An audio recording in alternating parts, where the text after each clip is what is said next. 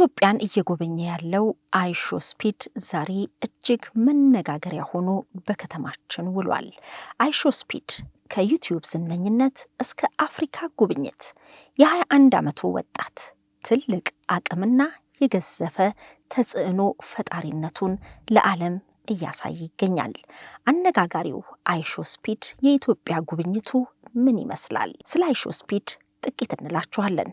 ጤና ይስጥልን ውድ የሸገር ኢንፎ ሚዲያ ተከታታዮች እንደምናላችሁ፣ በያላችሁበት ቆይታችሁን ከሸገር ኢንፎ ጋር እንድታደርጉ በአክብሮት ነው መንጋብዘው። አሜሪካዊው ዩቲዩበር አይሾ ስፒድ ወይንም በሙሉ የመዝገብ ስሙ ዳረን ዋትኪንስ በኢትዮጵያ ጉብኝት እያደረገ ነው። ይህ ወጣት ስፒድ ዳዝ አፍሪካ በሚል ስያሜ የአፍሪካ ሀገራትን እየጎበኘ ዛሬ ኢትዮጵያ ላይ ደርሷል። የአፍሪካን ባህልና ታሪክን ለዓለም እያስተዋወቀ የሚገኘው አይሾ ስፒድ በአዲስ አበባ የተለያዩ ቦታዎች ላይ በመዘዋወር እየጎበኘ በቀጥታ ስርጭት የኢትዮጵያን የአዲስ አበባን የተለያዩ ቦታዎች ገጽታን ለዓለም አሳይቷል። በመርካቶ ባደረገው ጉብኝቱ ፍራሽ ተሸክሞ ተንገዳግዷል።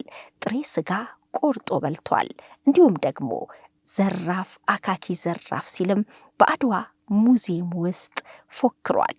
ጉብኝቱና በአጠቃላይ በከተማው ውስጥ የፈጠረው ድባብ እጅግ የተለየ ነው። አይሾ ስፒድ በአዲስ አበባ ጉብኝቱን የጀመረው በመርካቶ በአፍሪካ ትልቁ ገበያ እንደሆነ በሚነገርለት በመርካቶ ነበር ጉብኝቱን የጀመረው።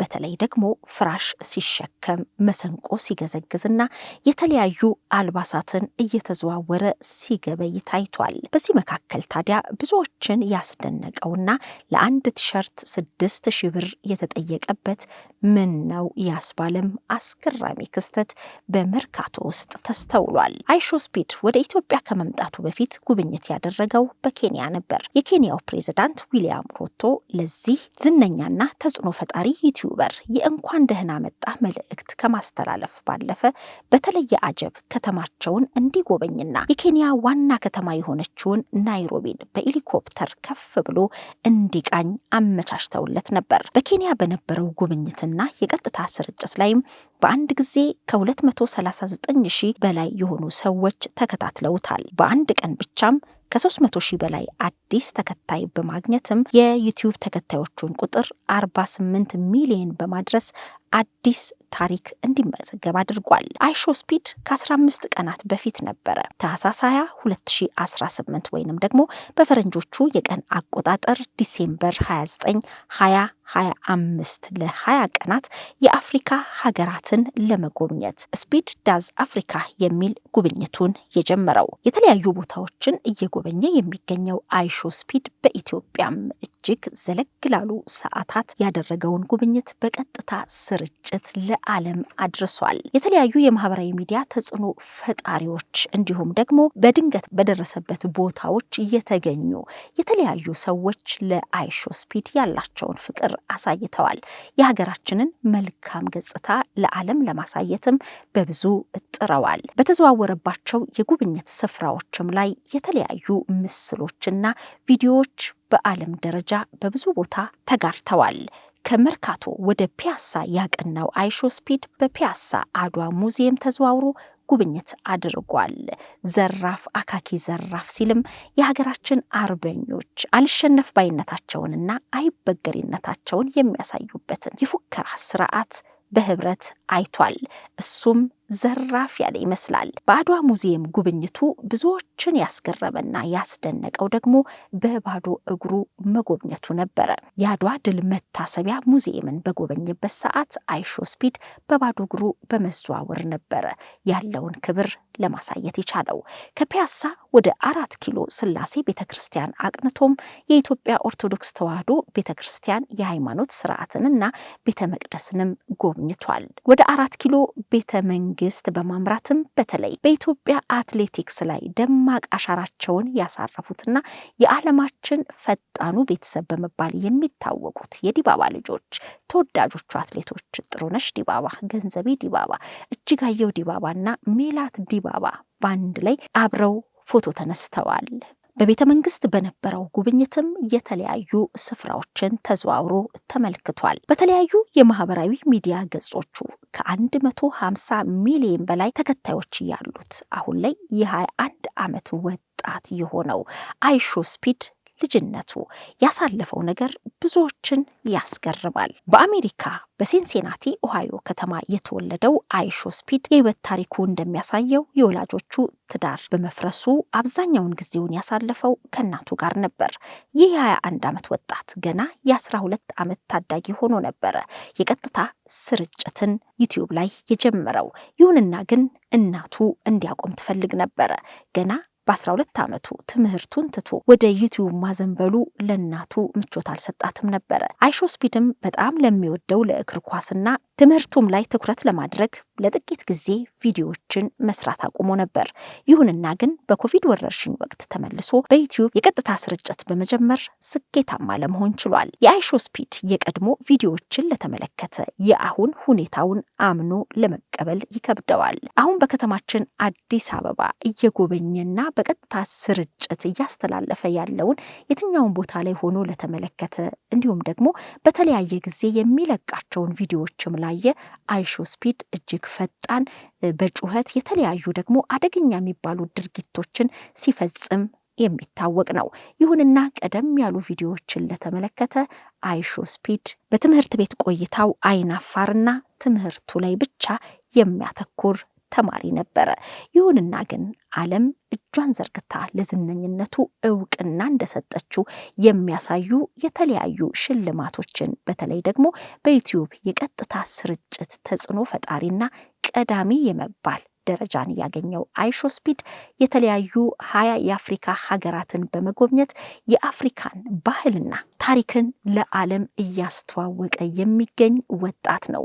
ብዙዎች ለዚህ ወጣት ይሄን ያህል ትኩረት እንዴት ሊሰጠው ቻለ ሲሉ ይደመጣሉ። ይሁንና ግን ይህ ወጣት በዓለም ደረጃ ተጽዕኖ ፈጣሪ መሆኑን እያስመሰከረ ይገኛል። በተለያዩ የዓለማችን ክፍሎች ተዘዋውሮ እየጎበኘ ባስተላለፈው የቀጥታ ስርጭት የየሀገራቱ የቱሪዝም እድገት እየጨመረ መምጣቱ ብዙዎች ለዚህ ወጣት ትኩረትና እውቅና እንዲሰጡ ግድ ብሏቸዋል። በሀገራችንም የባህልና ቱሪዝም ሚኒስትር ዴኤታ የሆኑት ወይዘሮ ሰላማዊት ካሳን ጨምሮ የተለያዩ የስራ ኃላፊዎች ከዚህ ወጣት ተጽዕኖ ፈጣሪ ጋር ቆይታ አድርገዋል። የተለያዩ የሀገራችን በተለይ ደግሞ በማህበራዊ ሚዲያ ላይ ተጽዕኖ ፈጣሪ ናቸው የሚባሉ ወጣቶችም ከአይሾ ስፒድ ጋር አብረው ቆይታ አድርገዋል። በተለይ ደግሞ በመልክ የሚመሳሰለው ከኢትዮጵያዊው አይሾ ስፒድ ጋርም ዘለግ ላሉ ሰዓታት አብረው በቀጥታ ስርጭት ላይ የተለያዩ ተግባራትን ሲከውኑ ታይተዋል። ሌላኛው እሱን የሚመስለው ደግሞ ከዚምባብዌ የመጣው በመልክ የሚመሳሰለው ሌላኛው ሰው ነው። ኢትዮጵያዊው አይሾ ስፒድ በመባል የሚታወቀውም እጅግ ጥሩና መልካም አጋጣሚ ይሆንለት ይመስላል። ምክንያቱም ከአይሾ ስፒድ ጋር በዓለም ደረጃ እጅግ ታዋቂ የሆነና በቀጥታ ስርጭት ቪዲዮዎቹ በሚሊዮን የሚታይለት ወጣት ጋር አብሮ በመልክ ከመመሳሰል ባለፈ ዘለግ ላለ ሰዓት ደግሞ አብሮ መታየቱ ምናልባትም ነገ የተሻለ የሚባል እድል ይዞለት እንደሚመጣ ይታወቃል። እዚህ ላይ ግን በመልካምነቱ ሳናነሳው የማናልፈው ቲክቶከር አዶናይ ብርሃንን ነው። አዶናይ ለኢትዮጵያዊ አይሾ ስፒድ አስተርጓሚ በመሆን እጅግ ከፍተኛ ጥረት ሲያደርግ ተመልክተናል። በጋርዶቹ እየተገፈተረ ወዲህ ወዲያ እየተባለ እሱ ግን በትዕግስት ለአንድ ወጣት ለአንድ ሰው እድገት ያሳየው ትዕግስት ብዙዎችን አስደንቋል። አይሾ ስፒድ ቡና ሲጠጣ የኢትዮጵያ ቡና እጅግ ለየት ያለ መሆኑን ገልጿል። ከበደኝም ሲል ተናግሯል። አይሾ ስፒድ ጥሬ ስጋ ተመግቦ እንዲሁም ደግሞ የተለያዩ ባህላዊ እስክስታዎችን ወይንም ደግሞ ጨዋታዎችን ሲጫወት ከቆየ በኋላ ግን ሆዱን እንዳመመው በተደጋጋሚ ሲገልጽ ቆይቷል። ወደ ኢትዮጵያ ንግድ ባንክ ትልቁ ህንፃ ከገባ በኋላ ግን መደበቅ በማይችልበት ሁኔታ ሆዱን እየያዘ የህመም ስሜት እያስተናገደ መሆኑ ብዙዎችን አስደንግጧል። ምናልባት ጥሬ ስጋ ከተመገበ በኋላ በመጨፈሩ ወይንም ቀምሶ የማያውቀውን ምግብ በመመገቡ አሞት ይሆን የሚል የብዙዎች ድንጋጤ ሆኗል። ያለመዳቸውን ምግቦች መመገቡ ጤናው ላይ እክል ፈጥሮበታል የሚሉም ብዙ አስተያየት ሰጪዎች በቀጥታ ስርጭቱ ላይ አስተያየታቸውን ሲጽፉ ነበረ። በዚህ በኢትዮጵያ ጉብኝቱ በነበረው የቀጥታ ስርጭት ከ250 ሺህ በላይ አዳዲስ ተመልካቾችን ወይንም ደግሞ ሰብስክራይበሮችን ለማግኘት ችሏል። በኬንያ በነበረው ቆይታ በአንድ ቀን ብቻ 300 ሺህ ሰብስክራይበርስ ወይንም ተከታዮችን በማፍራት ቀዳሚ ወይንም በሪከርድነት የተመዘገበ ሲሆን በኢትዮጵያ በነበረው ቀጥታ ስርጭት ደግሞ ይሄንን ዘገባ እስካጠናቀርንበት ሰዓት ድረስ ከ250 ሺህ በላይ አዳዲስ ተከታዮችን ለማፍራት ችሏል። ለኢትዮጵያ ምን አይነት በረከት ይዞላት ይመጣ ይሆን? ከአይሾስፒድ ከ21 ዓመቱ ወጣት የኛስ የኢትዮጵያ ወጣቶች ምን ይማራሉ? የትኛው መልካም ነው ብለው ይወስዳሉ? በዚህ እድሜው በዓለም አቀፍ ደረጃ ታዋቂና ዝነኛ የይዘት ፈጣሪ የሆነው አይሾስፒድ በኢትዮጵያ ስላለው ጉብኝቱስ እንዴት አድርጎ በመጨረሻ ላይ ለሌላው የዓለም ክፍል እንዲህ ነበር ቆይታዬ ብሎ ይናገር ይሆን? ይህንን ከዚህ በኋላ የምንመለከተው ይሆናል። እናንተስ ውድ የሸገር ኢንፎ ሚዲያ ተከታታዮች የአይሾስፒድን የኢትዮጵያ ጉብኝት እንዴት አያችሁ? ምን ታዘባችሁ?